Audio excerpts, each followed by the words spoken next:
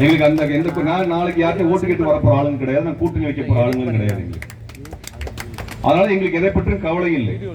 உங்கள் போராட்டத்துக்கு முன்னணி அரங்காக நின்று வழக்கு வாங்கணும், ஜெயிலுக்கு போனோம், அதுக்கு நாங்கள் தயாராக இருக்கிறோம். எங்களை எல்லாம் எந்த அரசாங்கமும் அச்சுறுத்தி விட முடியாது. நாங்கள் பல அரசாங்கங்களை பார்த்து விட்டோம், பல அரசாங்கங்களின் அடக்குமுறைகளை பார்த்து விட்டோம், வழக்குகளை பார்த்து விட்டோம், பல சிறைகளை பார்த்து விட்டோம். எங்களை எல்லாம் இவர்களால் அடக்கிவிட முடியாது.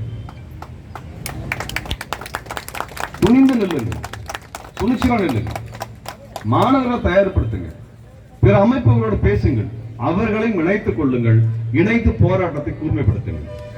அது ஒன்றுதான் வெல்லுவதற்கான வழி. நான் இங்கே வந்து உங்களை உற்சாகப்படுத்தி பாராட்டி சொல்லிட்டு போறதுக்காக இந்த கோரிக்கைகள் நிறைவேறும் சொல்லி உங்களை ஏமாத்துறதுக்கு வரல. நாங்கள் இயக்கங்களை சார்ந்தவர்கள், எது உண்மையோ அதை நேரடியாக வெளிப்படையாக பேசுவது எங்களது வேலை. அப்படியான ஒன்றை நீங்கள் உருவாக்குங்கள். திமுக அரசிற்கும் மாண்புமிகு முதல்வர்களுக்கும் நான் கோரிக்கை வைக்க விரும்புகின்றேன். இவர்களது கோரிக்கையை, இந்த ஆசிரியர்களுடைய கோரிக்கையை உடனடியாக நிறைவேற்ற வேண்டிய கடமை உங்களுக்கு இருக்கிறது. என்றால் நீங்கள் எடுத்துக்கொண்ட கொள்கை அப்படிப்பட்ட கொள்கை.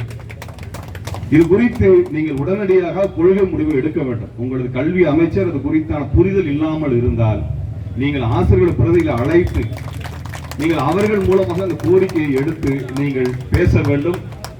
அதன் மூலமாக இந்த சிக்கலை உடனடியாக தீர்க்க வேண்டும். இல்லை என்றால் இது ஒரு பெரும் அலையாக திரண்டு எழுந்து உங்கள் ஆட்சிக்கு எதிரான ஒரு மிக பெரும் ஒரு அரசியலாக வலுப்பெறும் என்பதை நான் இச்சமயத்தில் உங்களது கவனத்திற்கு கொண்டு வர விரும்புகின்றேன். ஆகவே திராவிட முன்னேற்ற கழகம் உடனடியாக இந்த பேராசிரியர்கள்